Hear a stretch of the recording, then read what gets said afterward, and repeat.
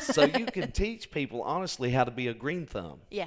and do it right. Because, I've seen people that can take just like a couple of little seeds, and before you know it, they got this big old beautiful flower Oh, that's yes. hanging down, draped down, and you're thinking to yourself, how do they do that? Yes, it's amazing.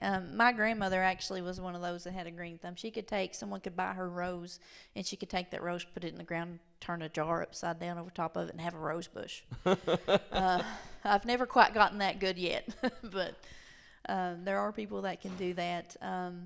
I'm fairly good when it comes to flowers, but I'm more into the vegetables, more into raising stuff that I can get something out of, something I can eat.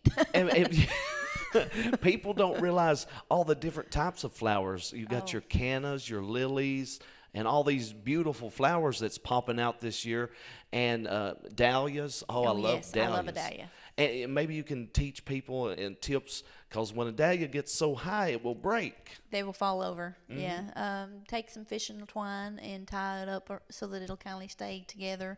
I've seen people take stakes and stake them up.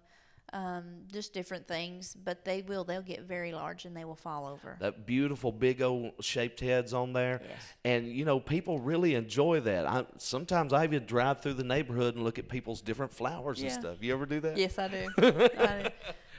We actually, when I was younger, used to landscape Renfro Valley. So if you were ever down there back in the 90s when it was beautiful, we probably done it. If you were there in the 2000s, we had done quit. Well, what's some tips on how you can keep weeds out of your flower garden? Of course, plastic, but a lot of Yeah. times they grow up through that plastic. Yeah, it's difficult to keep weeds out. There's a product called Preen. It's a pre-emergent.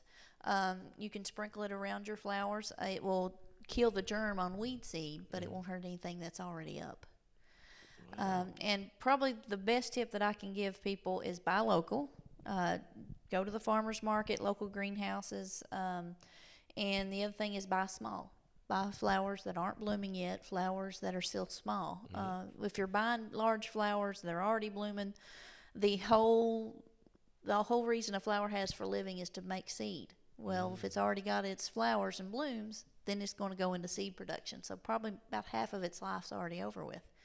So it's going to start going downhill. But if you buy small, plant small in the spring, they're just going to start getting prettier and prettier. And So you can save those seeds and bulbs. a lot of things you can save seeds and bulbs from now if they're open pollinated. So you can teach people the proper ways to do that. You just don't wrap them up in some plastic and throw them under the couch or something. That's right. Proper containers and things Yeah. like that. I have got a master gardener. We do the master gardener program here in the county, but I have a master gardener that is very passionate about seed saving.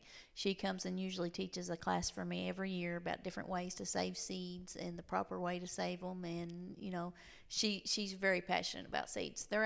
She's so passionate about seeds that this year at the Flower and Garden Show we usually give away trees, but this year they're going to give away saved seeds. They're going to give away heirloom bean seeds. That is so great. I'm so passionate about the gardening. My family always has been. Even last year, we had like 10 different types of tomatoes growing. Oh yeah. I love that. I mean, you can't get no better than a big old red ripe tomato. No, you can't. Not straight from the garden. Well, I really appreciate you taking the time and being with us today. Once again, let's remind the people how they can get it within these classes. Give them the phone number. This is the Laurel County Extension Office. It's 606-864-4167, or Google us on a web search, Laurel County Extension Office, and you can get on our website and see everything that we're offering. And walk-ins are welcome. Walk-ins are welcome, yes. Maybe if somebody just wanted to come and sit in on a class and just see what this is all about. That's right. Now, I do have small charges for material fees, but if you want to come and just not take the material home, you're more than welcome to come sit in. Wonderful. Yeah. Well, we really appreciate you, Bonnie Sigmund with the Laurel County Extension Office, working with the community, and it's such a wonderful thing being out in the garden, raising some flowers, and it's beautiful. Yes, it is. I mean, if nothing else, you can make your own little environment beautiful. We may not be able to change everything else, but we can make where we're at beautiful. So. Well, I'm glad to meet you today, and I'm glad to be here with you. We'll definitely get you back in the future. We'll talk more about the beekeeping and different things, different classes coming up. I noticed you got them all throughout the year here. Yeah, I schedule them all for the entire year, so that way I know what I'm doing and where I'm going to be. Wonderful. Well, you have a great day, and we're running out of time. This has been the Local and Community Issues and